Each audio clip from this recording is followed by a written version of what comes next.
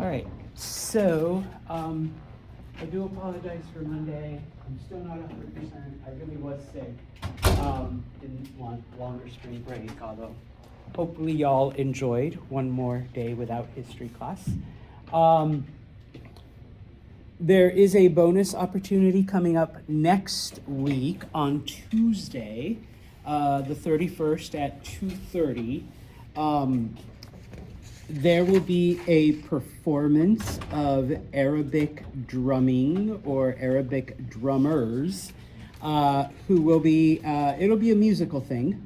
So, but same as far as bonus points go. In this case, maybe, if you're a musical person, describing, the music in that way. Otherwise, just, your thoughts, your impressions, is it something you enjoy? Is it something you're like, no, thank you, Santos. If it weren't for the points, I don't think I'll do this again, type of thing. All right. And of course, I will remind you. Okay. We, in this chapter, have talked and looked at some of the changes that have happened in both the Muslim world and in Asia throughout the 16 and 1700s. And then right before we left for spring break, we started talking about a period of time in Europe known as the Enlightenment, when people began to slowly shy away from explaining everything as, because that's what God wants, to trying to explain things scientifically and, through observation. And so we begin to see then, everything is based on the works of Galileo and Copernicus, who were the first to challenge the teachings of the Catholic Church and hypothesize that the sun went around the earth as opposed to the that the earth went around the sun as opposed to the sun going around the earth. Okay? And so, of course, they were shut down pretty quickly and they were forced to retract. But we do see other scientists come by later and later. And so we end up in a time then when things are being explained scientifically. And so because of this, we begin to see science as, an application in more than just, explaining astronomy. But we see science now being used in different parts of Europeans' exploration of the planet. And of course, we begin to see it applied into military applications. And we finished off with, agriculture, where Europeans are finally, figuring out that, hey, we can plant different crops. We can breed animals in a way that gives us, the stuff that we want and gets rid of the stuff we don't want, etc. Okay, now, we enter a period of time now when we do get then various philosophers, various thinkers, coming up with new ideas and new theories. Okay, you do need to know we use the French word philosophes for the European thinkers of this time. Okay, and so if we can explain, the orbit of the planets, and if we can use, stars and celestial fixings to tell time and calendars and months and seasons, if we can use scientific knowledge to start classifying things, well then why can't we start using science to explain other things as well? Okay, and so number one, humans begin to ask, okay, life sucks. It really does. It's pretty miserable. But the upper class and the church keep telling us that, yeah, it sucks now, but in the next life, you'll get your reward. And in the next life you'll be in paradise, and in the next life. And people are like, wait, why do I have to wait for the next life to enjoy things? Here's Michaela, princess of whatever, and she gets to enjoy life right now. Why can't I also have, the good stuff now, number one? And so this actually then, the first thing we will look at is, okay, for hundreds of years, kings have told us that they're the rulers because they were born to rule, that because, they're the oldest child of the oldest child of the oldest child, that made them king. And then the church has been telling us that, well, yeah, they were chosen by God that way, the whole concept of divine right. Otherwise, somebody else would have been born in that place. And people are like, that seems kind of stupid, because we've had some pretty idiot kings and some pretty moronic kings, and on occasion one or two good ones, but most of the time they've been a nightmare. All right, and so we begin to see people applying science to the government, okay, to governmental systems. So they no longer accept the fact that, oh yeah, Michaela's king because that's what God wanted. Okay, no offense, Michaela. I'm sure you'd be a great king. All right? And so we start with an English philosophe, an English philosopher named John Locke. Okay? And he basically says, this whole idea of divine right, that's bullshit. That's not, no. You're really going to tell me that, okay, maybe Michaela was a pretty good king. All right? But remember Louis the 13th, who was sickly and who was like feeble, and you're really telling me that God wants a sickly, feeble, weak person as our ruler? That's who he chose? All right? And oh yeah, let's fast forward to Louis the 16th, who was fascinated with clocks, and he just wanted to play with clocks and collect clocks. He sounds like he's on the spectrum, but it's kind of like, really?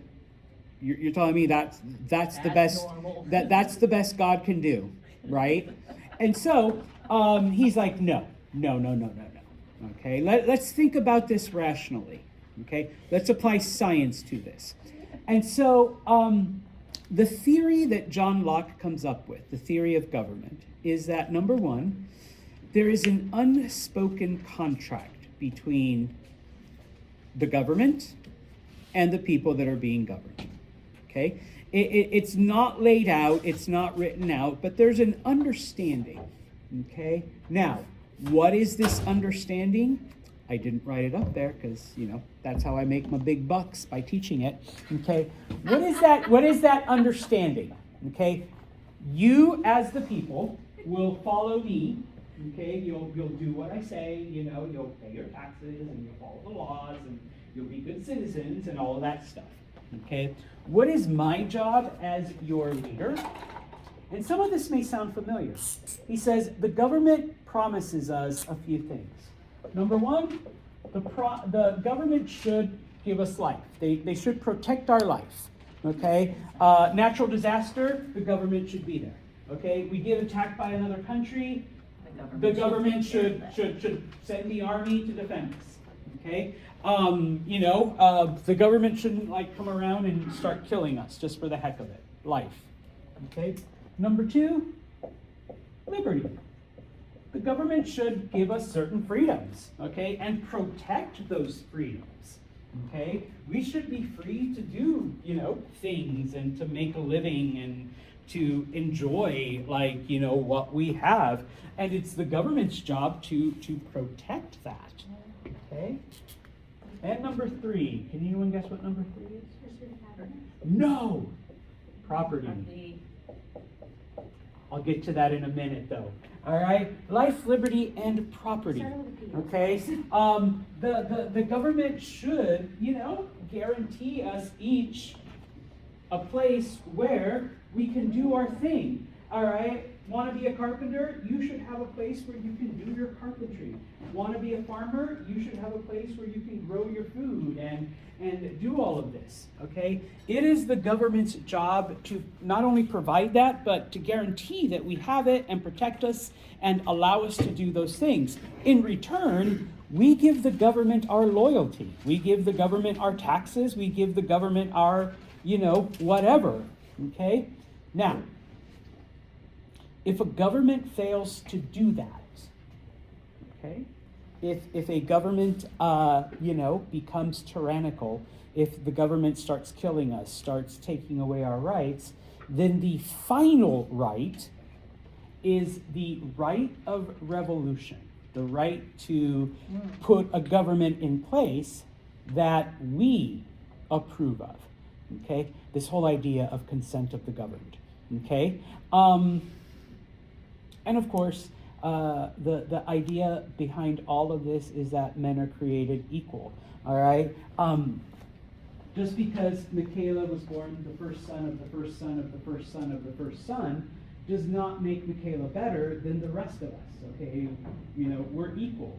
It just so happened that Michaela got lucky to be born in that position, okay? And that's all it really is. So why not do away with that? And, if we're all equal, then everyone has the opportunity, okay, to, in fact, be a part of this government that's going to protect life, liberty, property, etc.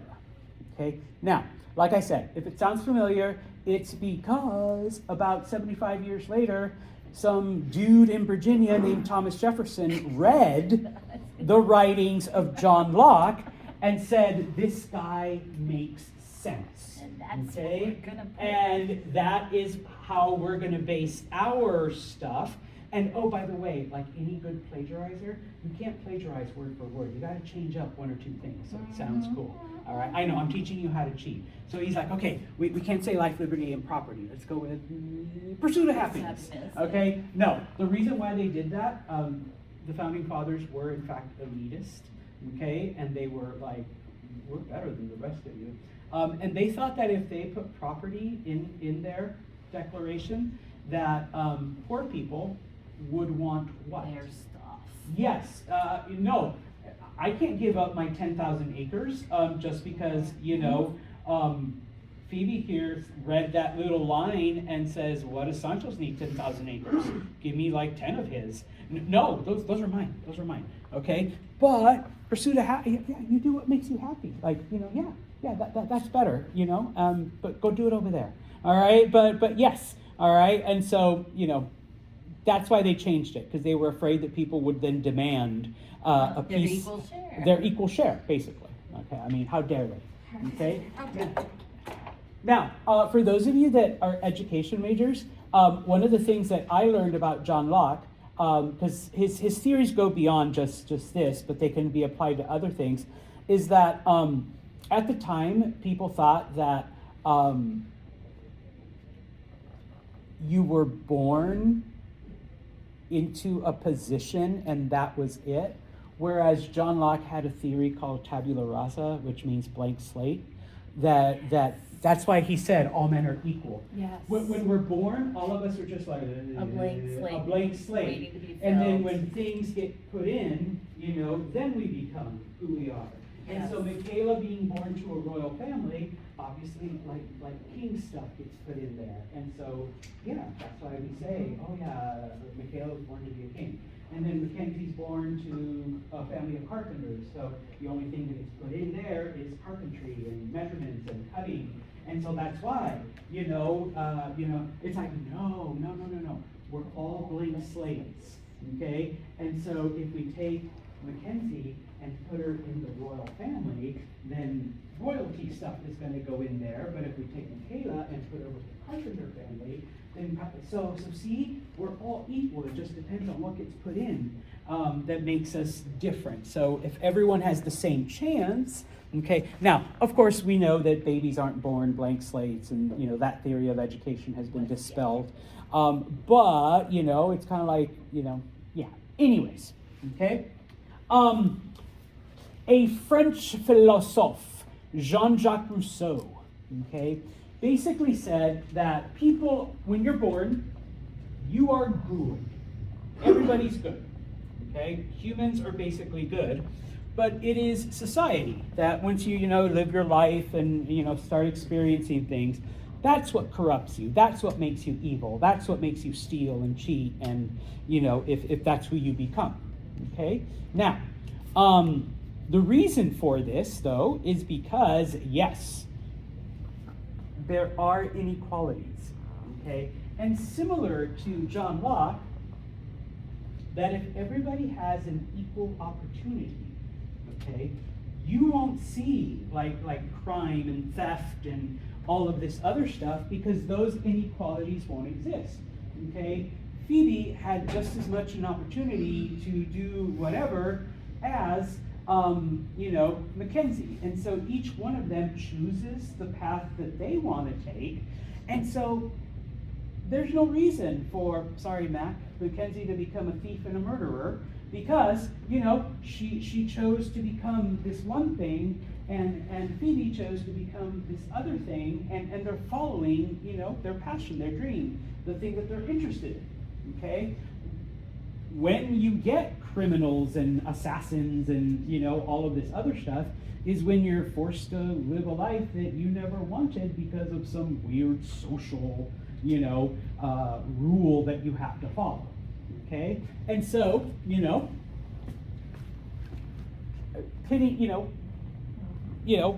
your position in life based on your birth is wrong, okay? It should all be on merit, okay? Because, how many, people have we lost because, they were intelligent, smart, whatever, but because they were born in the wrong class, they couldn't achieve those things, okay? And vice versa, okay? It also works, you could have been like big and buff and jacked and everything like John back there, but because he was born to a family of bakers, he was just gonna, he was gonna be a baker his whole life. He would never be part of the warrior class, the military, okay, where he could have done some real damage to the enemy, as opposed to, he bakes pretty good pies, all right, type of thing, right? So, and so, because of this, he's like, no, we need to level the playing field for everyone, okay? Now, of course, can't leave out the fact that Voltaire thought, Voltaire was another philosophe, another Frenchman, who basically laughed at the nobility and at the church because number one, they were stupid, all right? By now, remember, all of the nobles have been, taken away from doing important stuff in France, and, they're the royal shoe tire, and did I show you the clip of Kirsten Dunst? Yeah, maybe. Yes, you did, I think. Yeah, with the blue dress. Yes. Yes. Okay. Yes. I don't mind watching Kirsten get dressed again, but if we already saw it, we saw it. But in this case, Nicole is happy bringing her cloak, and Olivia's happy, handing her handkerchief, and he's just like, seriously? I mean, these are our leaders, all right? That's ridiculous, and they're so happy because, yay, today I chose the king's robe, it's just like, okay, and the clergy, he said, was just as bad, all right? Now, despite all of this, okay, ladies, I'm sorry. This did not include you. Okay? We're so proper. It only included men. We're so baby Okay? boomers. But Yeah. men, all right. Number one, I think, I know I'm probably just a little too dark to have qualified for it. You had to be white, okay? And even for like the 3 or 4 white guys that are in here, you had to own property. Okay, so you had to be a white male property owning person. Okay, if you weren't all of that, then you were still part of the lower class. Okay.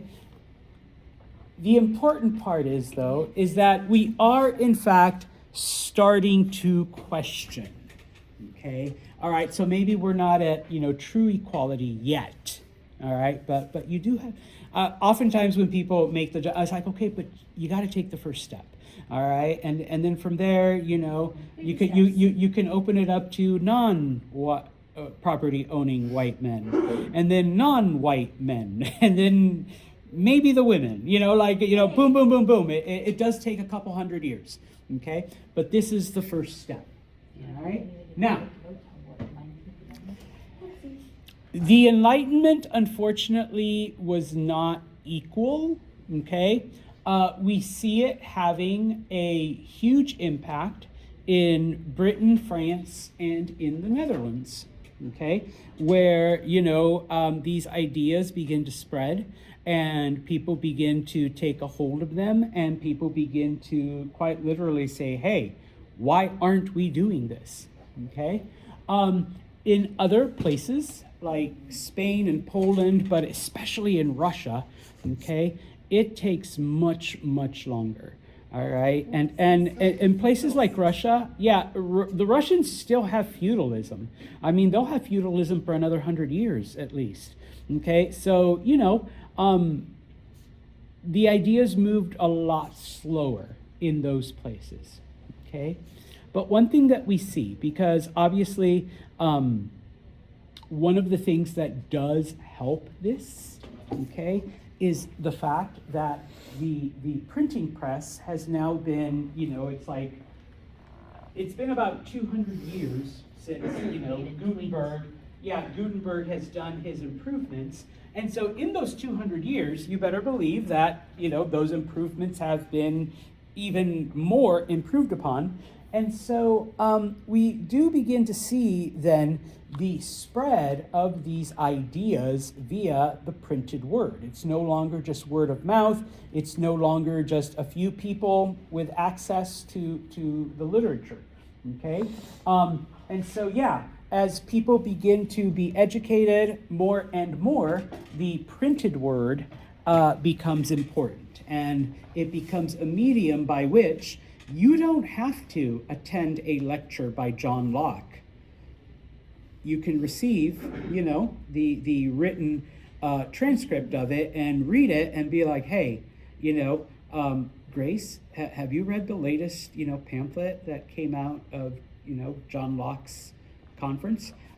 He's got some pretty interesting stuff about, why we shouldn't follow the king blindly. You ought to read it. And so that continues to spread, okay? Now, obviously at first, the government tries to regulate, but by this point in time, there's just too many printing presses and not enough people to keep an eye on everything. Now, obviously, this is both good and bad, because as we see with things like the internet, while there is a lot of legitimate stuff and news and theories, any idiot with a smartphone and a microphone can start their own podcast or can start printing things.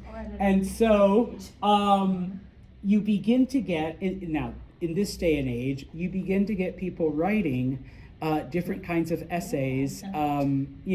There will always be conspiracy theorist people, and if you're one of them, I'm not trying to offend you, but there will always be someone with the wacky, messed up theory. All right, 9/11 was an inside job, whatever. Okay, I don't know. 5G towers give you cancer. I think that one died because everyone has 5G now. Okay, but 5G towers, no, they're going to mutate you or something. No, COVID vaccine, they can track you with it. Guess what? They can track you with your smartphone.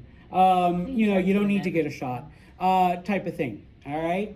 And so we begin to get not only sensationalist essays, but just like the internet, just like I think it's called Only Somethings, you begin to get porn, early porn, erotic stories. Okay. Now, of course, back then they're just stories. Okay. But one of the most popular of the time was called Nun in a Nightgown. Okay, I know it was very scandalous. Well, she was showing ankles. And Yeah, wrists I don't know exactly what the story's about. I'm sure you guys can find it. But you know, we begin, and of course there were stories that mocked, you know, other groups. But you know, you go from legitimate stuff and ideas and philosophies to conspiracy and sensationalist stuff to porn. All right, and that kind of seems to be whatever new medium comes up, you know, in the future, probably will be, you know. I remember when the internet, you could just look things up and learn stuff, you know, type of thing. So that seems to be the trend towards everything. Or, you know, you went to YouTube and you could, you know, learn how to fix your dryer, type of thing. So, anyways, Yeah, all right. Nun in a Nightgown, for all we know, maybe it wasn't full porn, it's just like what we call today romance novels. Could have been. But, all right. So, with all of these ideas, with all of this written material, okay, it is during the 1700s that we begin to see the rise of literary societies, because it is no fun to read something if you don't have someone to share it with, okay? And so, I don't know. I think in 300 years, nothing has changed. People would gather at coffee houses and drink coffee and discuss, you know, news, politics, what they read, latest book, whatever. Okay. Yeah, you know, you'd sit down and you'd chat for hours. Remember, though, also back then, you know, the level of entertainment and interaction. Yeah. So this was basically, you know, a way to not only entertain but to learn and to interact with people. They put plays on and stuff in the coffee houses for people to watch. Once again, this was limited to men, okay? But women not wanting to be left out, and of course, especially in the upper classes, women knew how to read. They started to form, at least in Paris, things called salons, where women would get together and talk about politics and literature and, you know, the latest sensationalist story and whatnot. They just Okay. told you we were doing our hair. Yeah. Actually, once this era is over, the name remains because, you know, women still go to the salon to talk, I suppose. But it kept the name, all right? Now, so we looked at the government, we've looked at government ideas, and we've looked at how those ideas begin to spread, okay? Now, we start to apply some of these scientific principles to economics, okay? And a man named Adam Smith, okay? Remember that, let's do this, there we go.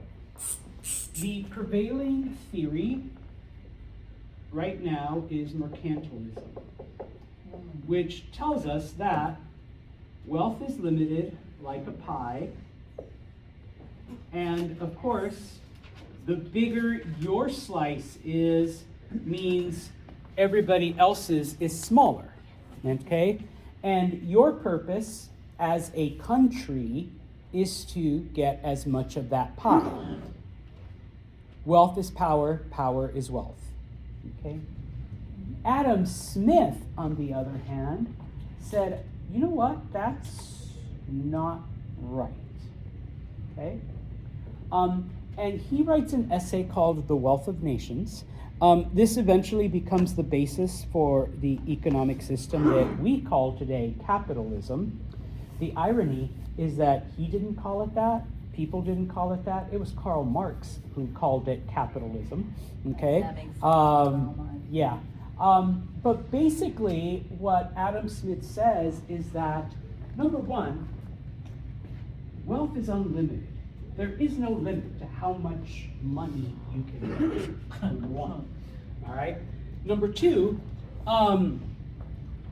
People want to make money.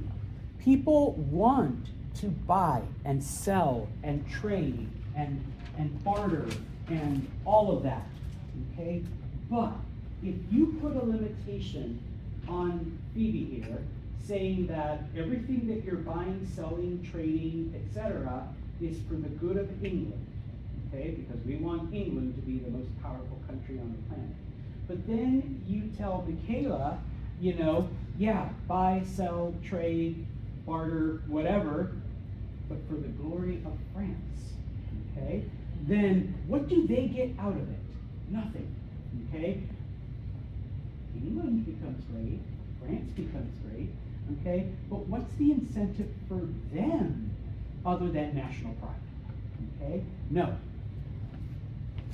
Let people do it because they want to and do as much of it as they can.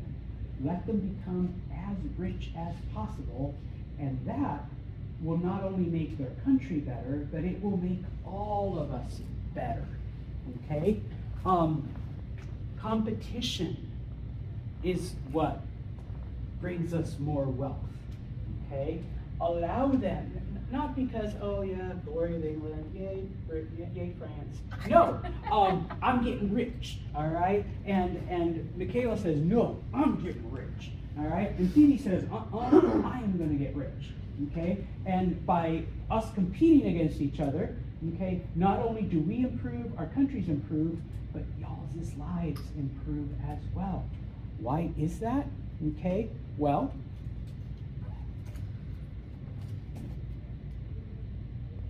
you guys need the widget. I don't know what it is or what it does, but you all need it, okay? I invent a widget, and all of you go crazy over it, okay? Y'all start buying Santos widgets, okay? Phoebe says, fuck Santos, all right? I need money. So Phoebe makes a better widget at a lower cost. Suddenly, everybody starts buying Phoebe's widgets because they're better and they're cheaper, okay?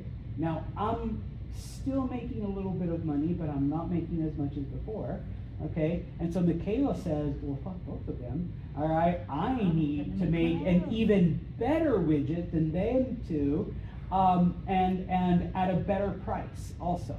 And so as we do this, okay, we're competing against each other, we're making money, but the public is getting better and better and better widgets, and your life is being improved, okay?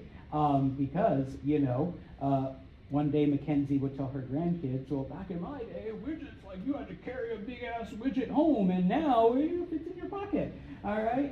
And it can do 20 times the amount of calculations that my old widget could, all right? And so, yeah, your lives are being improved, we're getting richer, okay? Type of thing. All right, and of course, the concept of laissez-faire, where the government cannot interfere. Okay, no taxes, no restrictions, no anything. Because if you put restrictions on people, then I'm not going to be incentivized to make a better, faster, newer, smaller, cheaper widget. Okay, so that everyone buys them. Okay, and so basically, pursuing your own, which this is where I laugh at capitalism, that basically pursuing your own greed, your own self-interest, is somehow going to benefit you. Okay? Now, that's why it's a theory. Okay? He also came up with the idea that's called the invisible hand. That's just a fancy term for supply and demand. Okay? You want something? And if I can provide it, okay, guess what? The price is going to go down, okay? Because you'll have options, okay? When nobody wants it, then it's like, oh shit, okay, now I'm going to have to switch things up, okay? Make something new, all right? So your life will get better with this, okay? We're actually seeing that kind of right now as fuel is being choked off at its source. What is happening to gas prices? Oh, it's skyrocketing. Yes, because the demand is going up while the supply goes down, Okay? Now, if you turn it around the other way, if we had a high supply, then there's low demand, and so then the price goes down. All right? So, that's what's called the invisible hand. Okay? So the electric car So company yeah. should be starting to make good All money. right?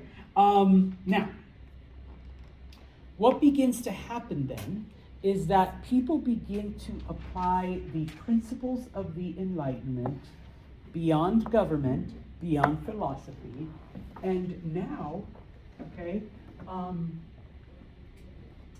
to religion. Okay?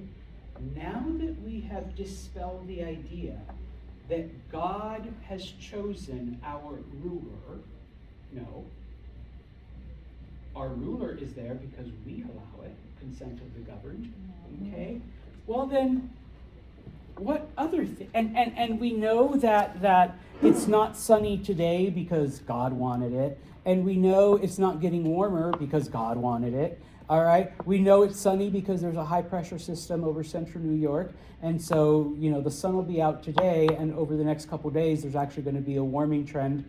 And we know that spring is coming, not because that's what God wants, but because Earth is in a position relative to the sun. It is tilted on the axis, so whereas before it was right here, no, actually it was over here. Yeah. It was over here where we got less sunlight. Now the Earth is right here where we're getting an equal amount of sunlight. Give us another 5 or 6 months and it'll be over here where we're going to get all kinds of shitty sunlight and it's going to be hot. All right? No, I hate summer. All right, so you're like, I am already tan, I'm ready. All right, type of thing. Okay? So once again, not because that's what God wants, but because the Earth is rotating around this. That's why. Okay? Well then, so now that we've dispelled all of those things, what do we need religion for? Since we know. All right. So we begin to see then criticisms of religion during this time as being superstition and irrational. Okay? An English philosopher named David Hume was like, how do we know that the miracles that are listed really were miracles and not just some kind of hysteria or people just made shit up? Seriously. If miracles were in fact, why has nobody else turned water to wine? That'd be a pretty, awesome talent. Why hasn't some other guy lifted his arms and the Red Sea split in half, type of thing. Why can't I circle the city of Jericho 7 times with trumpets and make the walls fall? Could I really survive inside of a whale for 3 days? What if all of those things are just fables, fairy tales, allegories, or downright lies, or maybe exaggerations, or maybe, some kind of dream or a delusion? There's got to be some other kind of scientific and rational explanation, okay? And then, of course, Voltaire went a step further and was like, during the Crusades, supposedly we were fighting for Christianity against the quote-unquote evil of Islam, but there was death, there was murder, there was raping, there was pillaging. Heck, most of the Crusaders attacked other Christians, in addition to Muslims. Explain to me, how it was Christian in that regard, okay? And so, the philosophes begin to preach to people that no, it is human reason, it is human charity, it is human emotion that will make life better, that will make you a good person, and not because someone poured water on you, or not because you pray however many times a day, or not because you go to a ceremony and they do what. That does not make you into a good person. Okay, you can be baptized, you can fast, you can do all of this, but no, human reason, human thought, human action is what will do it. Okay. Now, someone asks, before, oh, you'd think most of these people were atheists, but they weren't. They were what we call theists. Okay? Now, what is a theist? What is theism? Theism does believe in a God or a superior being. Okay? Not necessarily the one that you believe in. So, now, there is someone or something there. And whatever that someone or something is, did in fact create everything. Heaven, earth, humans, plants, animals, everything gets set up, and all of the laws of nature, all of the things that Isaac Newton and everything, all of the laws of physics, all of, the earth spinning and that creator did that, set everything up. Okay? Now, I like to compare it to, or at least theism, as if you've ever played with dominoes and done like an intricate setup and an intricate set, okay? You are the creator, because you're setting them all up and they're going up and down the seat and over her head and around in a circle and, all of the other things, and I've got the entire room set up, okay? And it takes time, okay? Maybe not 7 days, but it takes time to do all of that.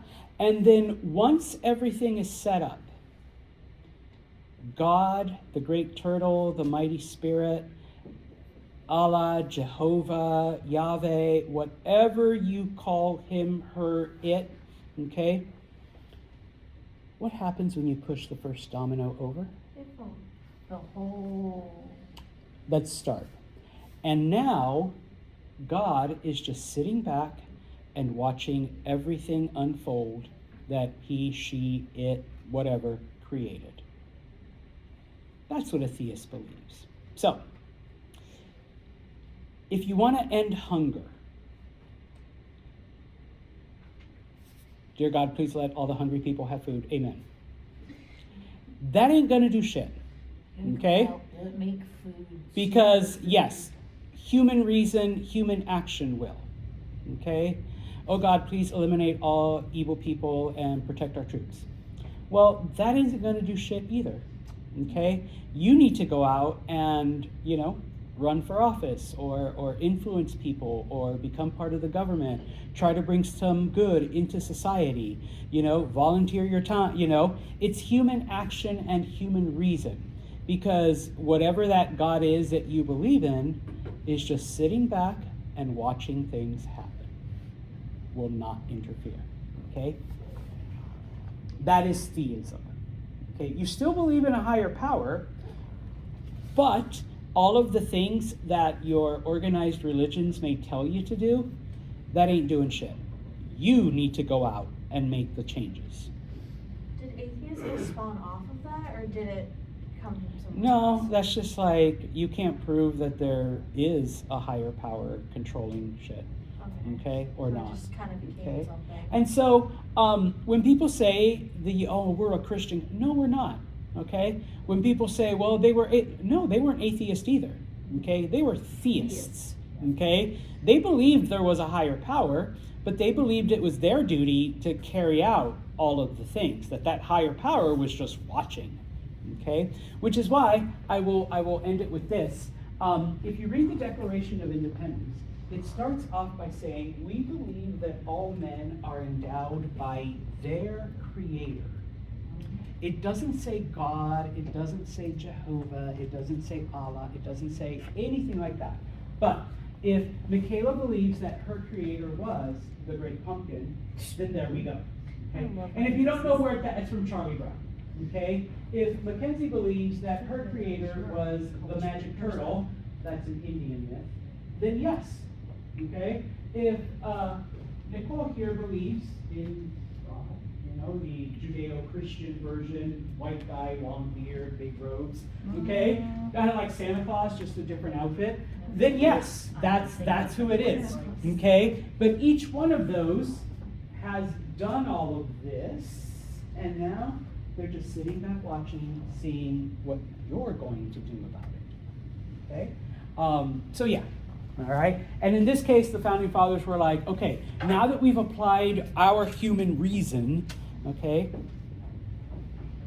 let's make something. Let's do something different. Okay? You want to help the homeless? Well, guess what? Prayer and lighting candles and shit aren't going to do anything. Okay? Let's go out, let's organize, let's build houses, let's make a collection, let's make donations, let's... Doing good work. Yes. Okay? Because praying and, like I said, going through some ceremony, that isn't going to help. That isn't going to do anything.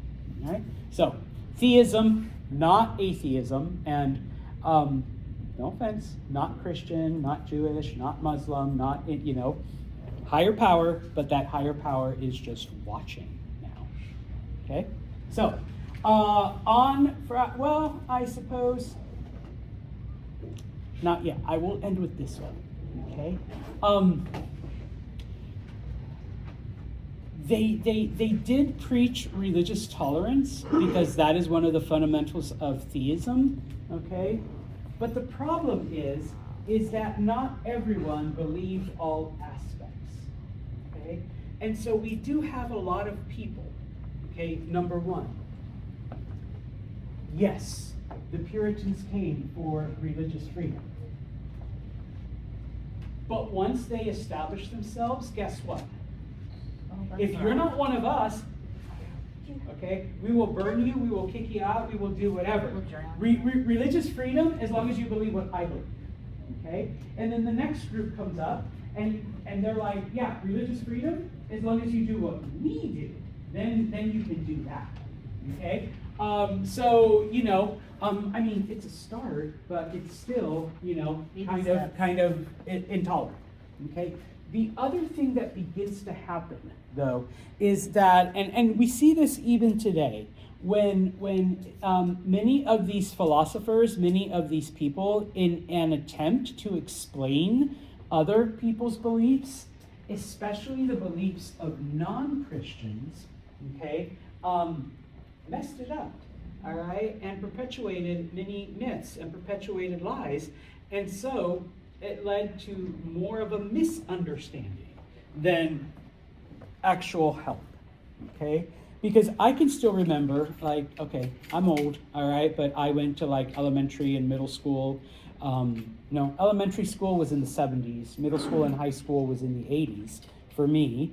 And I still remember being told in the Crusades that, sorry everyone, that it was Muslims who would threaten people and cut heads off and cut hands off. And I was like, oh my goodness, yeah, the Crusades were necessary. Grow up and find out, no, that was I was completely wrong. All right, those were things that were completely wrong. And when I was younger, communism, evil, they're going to take over the world and enslave you. Well, once I actually met Russian people, in the early 90s, and it's oh, hey, you guys aren't evil. You guys are actually cool. And you were told the same things about Americans, and holy shit, oh wow. I wonder what else we were lied to, or I wonder what other lies we were told, type of thing. So yeah, okay. But please be aware that some people did accept these ideas, people who were in leadership, even though it meant that later on, it kind of brought about their own downfall. But there were certain ideals, okay, that, if they thought it would give them more control over the people, it wasn't completely oh yeah, I really want to help you guys out. No, this will really help me, keep control, especially when it came to training for the military. I'm not limited to just the upper class warrior for my army now. I can, now we can bring in John. Hey, you don't have to be a baker. You're big, you're buff. I bet you could swing a sword really hard. Yeah, no. So hey, why don't we let everybody fight? Equal rights, all right? It's not just one fellow who's going to fight. It's every male that can fight is going to fight. Okay? And so, yeah, if they saw that it would benefit them, then, okay, let's latch on to that idea. Okay? And so, we're not going to divide you by class anymore. All right? I don't know, sorry, you look kind of weak, we're going to leave you behind, even though your family has always been the warrior class, okay, type of thing, all right? So, now I will shut up, all right? But we will continue talking